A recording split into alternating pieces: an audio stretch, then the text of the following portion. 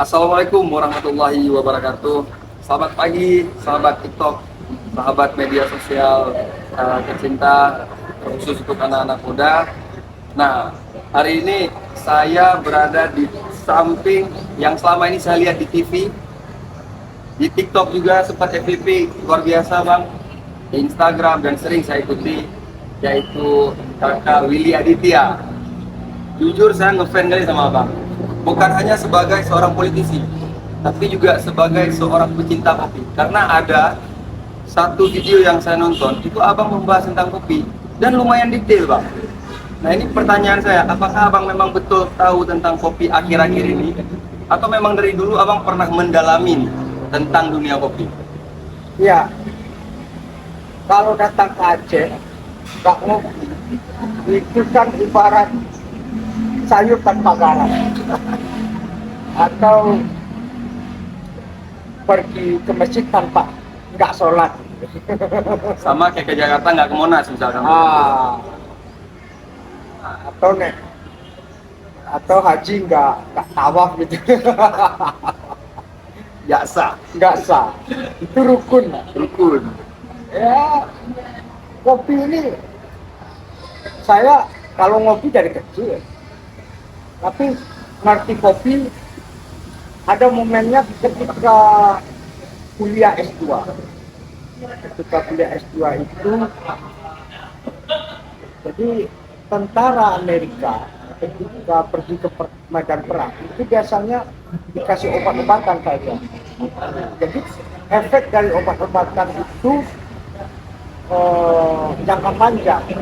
Ketika dia pulang dari medan perang, itu dia tidak bisa langsung berintegrasi dengan keluarga dan komunitas, karena efeknya kan kita dulu sering kata, oh ini tentara pulang perang, pengaruh obat yang dia minum itu cukup mengganggu proses adaptasi dia. Nah, Amerika kemudian melakukan transformasi yang sangat luar biasa, mulai dari latihan perang sampai berperang itu tentara Amerika minum espresso minimal 8 cangkir ketika latihan. 8 shot, itu 8 cangkir rata-rata kalau untuk buat 16 shot, 16 shot. Kalau berperang juga lebih dari itu. Keras memang. Nah, tapi dia organik, dia tidak memiliki dampak kepada psikologis dan sosiologis dan juga kesehatan dia. Itulah kemudian saya berpikir, luar biasa, karena kafein itu mampu memicu adrenalin dan kemudian menjaga fokus. Sementara dalam berperang itu membutuhkan ini. Ketika mereka selesai perang, mereka langsung bisa berintegrasi, bersosialisasi dengan keluarga tanpa proses adaptasi. Kan biasa dia masih mimpi banyak aneh gitu ya, segala macam. Nah, 2015 saya jadi korwil di Aceh. Di sini nih, pilkada. Sering nggak Cek? Bukannya sering, nggak pulang-pulang. Anak saya kasih nama Nanta itu karena di sini. Nah, jadi anak ketika saya lahir ya saya kasih nama. Saya bilang sama Pak Surya waktu itu lagi juga, saya telepon, bang, anak saya kasih nama Nanta, itu namanya Bapak Cukyain. Luar biasa. Jadi filosofinya dalam bang ya? Wah. Beda dengan kami-kami. Kalau kopi sekedar teman begadang. Tapi untuk tentara kan untuk memacu. Ini luar biasa ternyata. Aceh punya kopi terbaik. Aceh kopi gayo itu 11-12 dengan Blue Mountain. Nah, tapi orang-orang Aceh tidak tahu bagaimana mutiara yang dia punyai, bagaimana emas yang dia punyai, bagaimana sebuah karunia Tuhan yang luar biasa dia punya, itu bisa dieksplor. Tapi itu tidak hanya terjadi di Aceh. Kopi itu berkembang di Italia dan Australia. Itu mereka tidak produsen kopi. Jadi di sini hampir saya keliling di Aceh ini, rata-rata barista kita membuat kopi dengan foam itu boleh dibilang fair. Ya. Nah, kopi kita dikasihnya ya susu kental manis, sangat espresso itu sebenarnya merusak taste. Merusak taste. Ya, Yang kedua, bagaimana di hotel, di institusi pemerintah, instansi pemerintah, kita masih disajikan kopi saset. Harusnya Aceh memulai sebuah gerakan, kopi adalah identitas Aceh dan kopi adalah identitas nasional. Semua institusi pemerintahan, semua institusi penting harus menyajikan kopi seperti di Brazil. Anak, ini surga kopi yang turun di bumi ini oleh Tuhan. Jadi Harus ada keseriusan kita untuk menjadikan kopi adalah identitas kita, Pak. ya, kopi identitas Aceh dan kopi juga identitas nasional. Nah, itu dengan gelombang kopi yang keempat kalian, itu terjadi koneksitas yang luar biasa bagaimana gelombang kebangkitan kopi keempat itu menjadi titik krusial bagaimana terjadi transformasi anak-anak muda mau bertani, karena barista langsung terkoneksi dengan kebun dan di sana orang panen langsung panen cherry. Jadi bukan hanya asal panen, tapi orang panen langsung petik yang matang, yang merah itu yang dipetik, lalu kemudian secara proses. Nah, dulu di zaman VOC laboratorium kopi itu di Tanah Gayo, di Aceh Tengah. Di masa Pak Harto itu dipindah ke Jember. Saya sudah komunikasi dengan Pak Mentan, dengan Bang Sarul Yasudinko, mau itu dipindahkan ke Aceh kalau nggak bangun yang baru. Artinya jangan mati.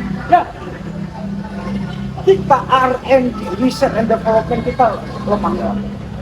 Nah, kita membutuhkan itu untuk Aceh. Jadi saya ke Indonesia, saya ceritakan tentang kopi. Karena saya ini pencinta kopi. Nah, saya ini kalau keluar negeri kunjungan kerja itu bawa 10 kilo bin. Dan kemudian bawa mesin giling yang manual itu saya taruh di kedutaan untuk kemudian kopi identitas nasional. Mulai dari Aceh sampai ke Papua, karena kita punya bin yang luar biasa. Dan saya juga mengajak teman-teman di DPR untuk menolak mengekspor green bean. Karena itu tidak memiliki added value bagi petani. Nah, disinilah generasi muda di Aceh harus melakukan sebuah gerakan yang sangat luar biasa bagaimana tadi menjadikan kopi sebagai identitas dan juga kopi adalah kedua ya sektor produktif kita di kopi. Jadi, dengan anak-anak muda tidak hanya nongkrong di kafe, tidak hanya menikmati kopi bagaimana seperti apa yang sudah tersedia dari sedia kalanya, tapi bagaimana benar-benar menjadi sejahtera, menjadi sangat advance, menjadi kebanggaan kita. Saya keliling Indonesia, literasi kopi yang sangat bagus cuma di Bali, dan itu mungkin karena bule-bule Australia banyak di Bali. Saat ini, Pak, Ya, yang sedikit lebih baik itu di Bali. di Bali. Karena apa? Bali punya bin, punya kopi, tapi mereka terliterate itu karena interaksi mereka dengan dunia luar. Nah, saya waktu 2019 waktu kampanye pernah ngumpulin anak-anak muda, undang beberapa barista untuk kemudian ngajak mereka memahami kopi, mendiskusikan kopi, bagaimana kemudian kopi kopi ini sebenarnya memiliki hal yang banyak. Saya menjadi intensitas kerja yang tinggi itu menjadi fokus salah satu karena kopi. Dan saya di DPR itu benar-benar menggunakan diplomasi kopi, semua lintas fraksi. Kalau mau ngopi ke ruang milih, kalau minta kopi ke tempat milih. Jadi sehari itu bisa kadang-kadang sampai 50 cup. Berarti jadi duta kopi di DPR, ha? Saya benar-benar mengkampanyekan kopi ke seluruh dunia. Jadi termasuk di Aceh Gayo ini, saya ajak teman-teman untuk mendengar, ayo coba ini kebanggaan. Gak ada kopi senikmat ini. Nah, maka kemudian kalau kita hari ini masih kopi digunting, kopi itu nggak boleh digunting, kopi harus digiling. Siap. Ingat tuh, kopi harus digiling, Jangan digunting. Ya. Jadi kita mendapatkan taste yang benar-benar origin, taste yang benar-benar tidak destruktif ya, tidak bias ya. Iya. Ini yang harus kita syukuri, dan kemudian bagaimana koneksitas antara barista dengan kebun, ya, habis itu kebun dengan kampus. Jadi semua saling terkoneksi, lalu kemudian kita bisa sangat maju bersama-sama. Saya sangat menangkap Bang. Artinya untuk Aceh sendiri jangan cukup puas bahwa Aceh ini kopi terbaik sekedar nama. Tapi dalam prakteknya juga kita harus menjadikan kopi itu identitas. Bagian hari ini data Bank Indonesia, kita akan sedang diserbu oleh bin biji kopi dari Thailand dan Vietnam. Sebenarnya itu kopi farmasi harganya sangat murah, 18.000 cuma sekilo. Kualitasnya jauh dari kita. Kualitas farmasi itu obat, dan itu yang banyak dijual. Nah, ketika kita tidak teredukasi, kita tidak memiliki literasi tentang kopi, kita asal minum kopi aja yang penting. Jadi secara historis sebenarnya bagian ada hal yang secara sosio-historis bias dari kolonial. Dulu orang yang minum, rakyat itu cuma minum kopi robusta. Bahkan daun kopi di kampung saya itu ada kopi kawah namanya. Itu satu nggak bisa minum, daunnya diminum.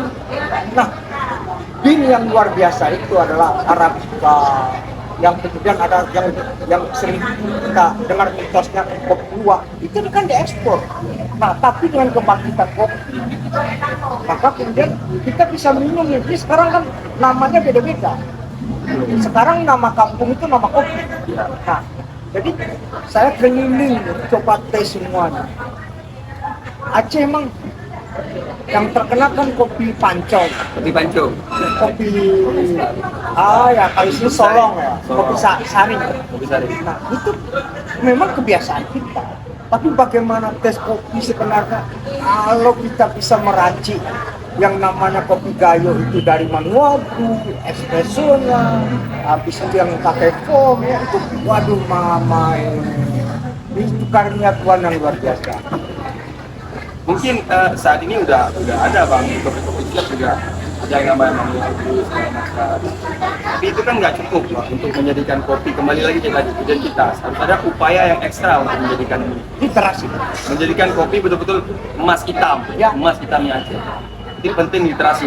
Literasi. Jadi anak-anak muda di Aceh, para stakeholder di Aceh ya, pemerintah ya, pengusahanya harus bersama-sama menggerakkan itu ya. Ya bisa kemudian ya kalau mau belajar gampangnya dari sekarang dari sosial media tadi banyak ya, apa yang nggak bisa belajar di sosial media. Betul. Ya kalau mau fisik ya kunjungi Brazil gitu.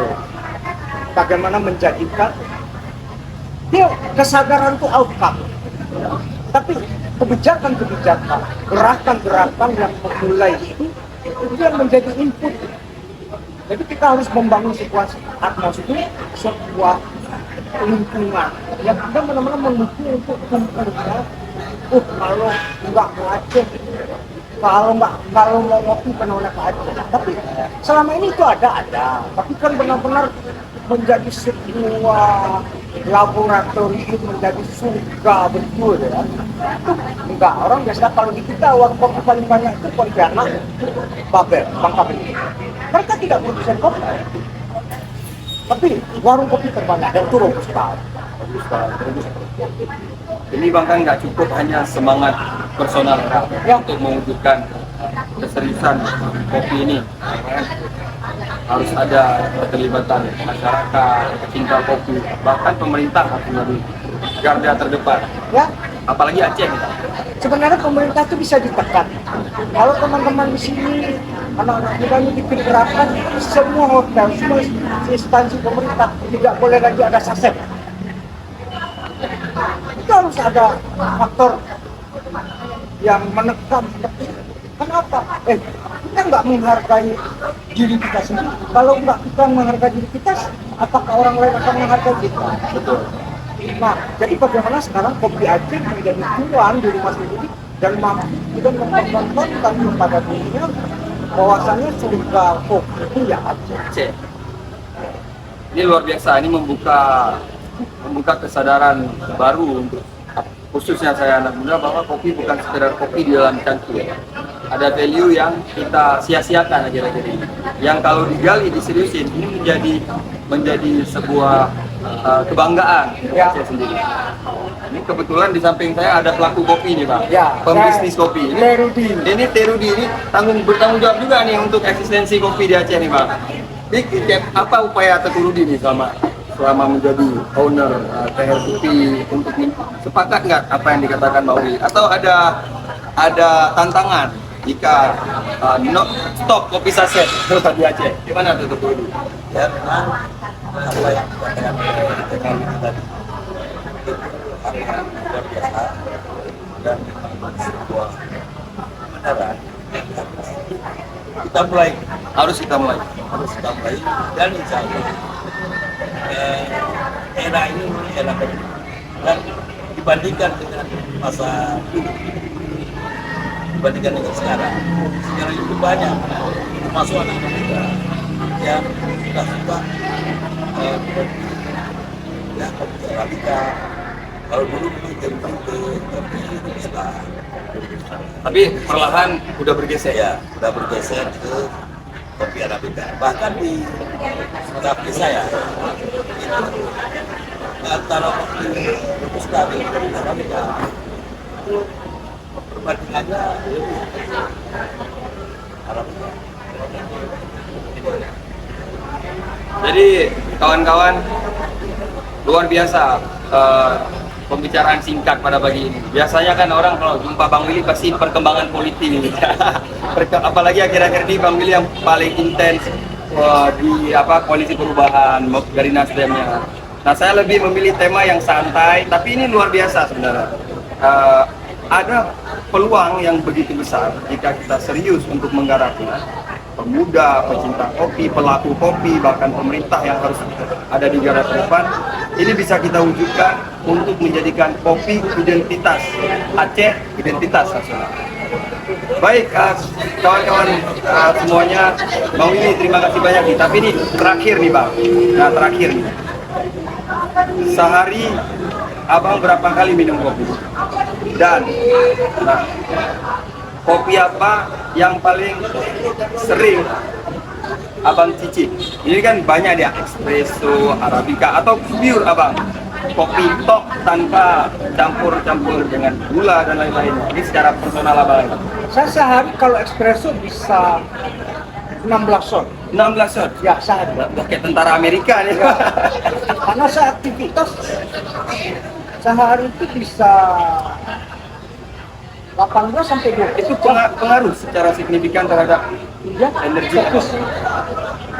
Yang kedua kalau pagi itu saya biasanya pakai, kalau untuk espresso saya pakai Raja Sibiaja. Raja Sibiaja. Nah, dari Toba.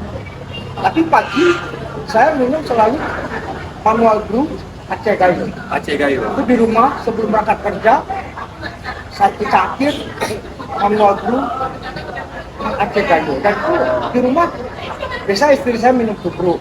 Nah, anak-anak juga minum ya, karena dan itu pencinta kopi, peminum kopi tidak menggunakan gula sama sekali. Jadi taste, cita rasa itulah yang kita nikmati. Kalau ditambah gula dia jadi biasa. Iya. Kita minum gula bukan minum kopi ya. Betul. Jadi pencinta kopi, sepahit apapun itu, itulah rasa kehidupan ini. Jangan ditambah-tambah gula. Jadi dari segi filosofi pemahaman Abang tentang kopi itu tidak dilakukan lagi. Nah ini terakhir nih Pak. Bisa nggak Abang racik sendiri tuh kopi? Kalau saya manual brew bisa. Manual brew bisa. Nanti di sesi khusus selanjutnya semoga ada kesempatan jumpa dengan Bang Willy di waktu santai. Kita coba nih beliau buat manual brew untuk saya. Baik kawan-kawan semua, terima kasih Bang Willy. Semoga sehat terus.